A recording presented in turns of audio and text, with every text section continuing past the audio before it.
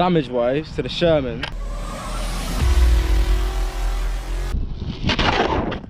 right, not our planned things, but I've just came off the Sherman pretty hard.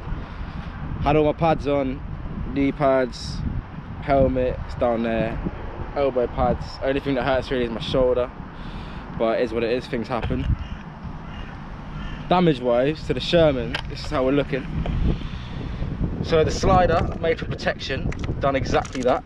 That got damaged to the max, but the wheel this side is fine, no issue at all, which is banging. A little bit of pedal scraping from where I rolled, some big pedal scraping, but came off pretty well to be fair.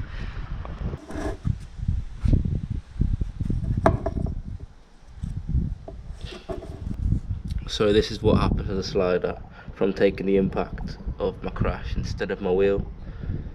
Obviously it's deformed and damaged, which I simply just replaced it with a new one. That's what it's about.